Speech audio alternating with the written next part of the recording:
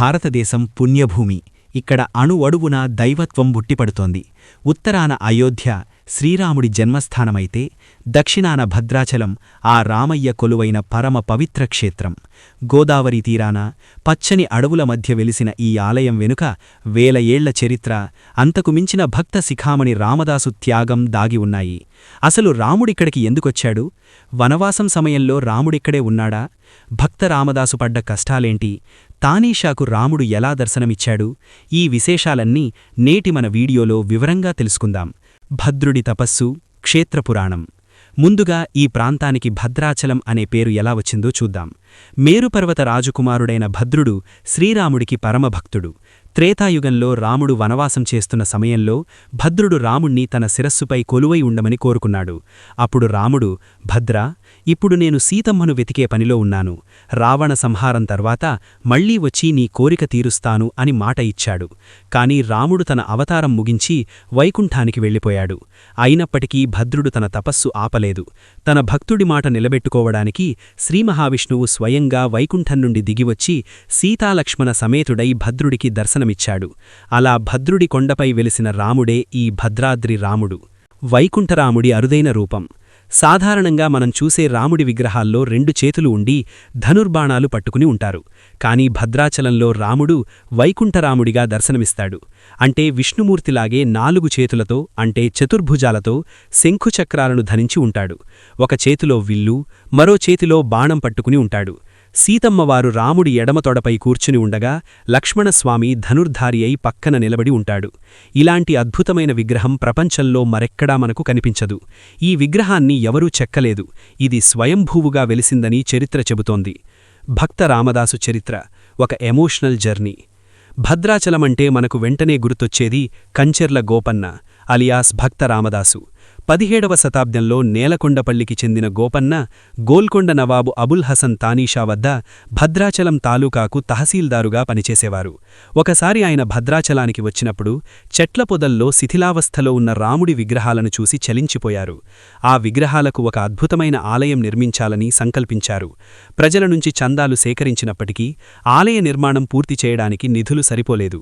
దాంతో ప్రభుత్వ ఖజానాకు చెల్లించాల్సిన 6 లక్షల వరహాలను ఆలయ నిర్మాణం కోసం వాడేశారు. ఇది తెలిసిన తానీషా ఆగ్రహంతో గోపన్నను గోల్కొండ కోటలోని చీకటి గదిలో బంధించారు. ఆ జైలులో 12 ఏళ్లపాటు గోపన్న పడ్డ కష్టాలు వర్ణనాతీతం. ఆకలి, దప్పిక, రాజదండన ఇవన్నీ భరిస్తూనే ఆయన పాహి రామప్రభూ, ఎంత పనిచేసితివి రామయ్య అంటూ కీర్తనలు ఆలపించారు. అవే మనం నేడు పాడుకునే రామదాసు కీర్తనలు. రాముడే దిగివచ్చిన వేళ. గోపన్న భక్తికి మెచ్చిన రాముడు లక్ష్మణుడితో కలిసి సామాన్య సైనికుల వేషంలో అర్ధరాత్రి వేళ తానీషా అంతఃపురానికి వెళ్లారు. తమను రామోజీ, లక్ష్మోజీ అని పరిచయం చేసుకుని గోపన్న వాడిన 6 లక్షల వరహాలను బంగారు నాణాల రూపంలో చెల్లించి రసీదు తీసుకున్నారు. మరుసటి రోజు ఉదయం మేల్కున్న తానీషాకు అది కల కాదు, నిజమని అర్థమైంది. సాక్షాత్తూ దేవుడే వచ్చి తన సేవకుణ్ణి విడిపించాడని తెలుసుకున్న నవాబు గోపన్న పాదాలకు నమస్కరించి క్షమాపణ కోరారు. ఆ బంగారు నాణాలను, అంటే రామమాడలను నేటికీ మనం భద్రాచలం మ్యూజియంలో చూడవచ్చు. తానీషా సంప్రదాయం, ముత్యాల తలంబ్రాలు. శ్రీరాముడి మహిమను కళ్లారా చూసిన తానీషా అప్పట్నుండీ ప్రతి ఏటా శ్రీరామనవమి నాడు ప్రభుత్వం తరపున సీతారాముల కళ్యాణానికి ముత్యాల తలంబ్రాలు, పట్టువస్త్రాలు పంపే సంప్రదాయాన్ని మొదలుపెట్టారు. కులమతాలకతీతంగా సాగిన ఈ సంప్రదాయాన్ని నేటికీ తెలంగాణ ప్రభుత్వం కొనసాగిస్తోంది. రాష్ట్ర ముఖ్యమంత్రి లేదా మంత్రులు స్వయంగా ముత్యాల తలంబ్రాలను తీసుకురావడం ఇక్కడి ప్రత్యేకత. పర్ణశాల విశిష్టత. భద్రాచలానికి సుమారు 35 కిలోమీటర్ల దూరంలో పర్ణశాల ఉంది.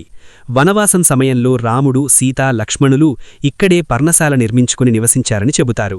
సీతమ్మవారు స్నానం చేసిన వాగు సీతవాగు, రావణుడు సీతను అపహరించిన ప్రదేశం, మాయలేడిని రాముడు వేటాడిన గుర్తులు ఇక్కడ మనకు కనిపిస్తాయి.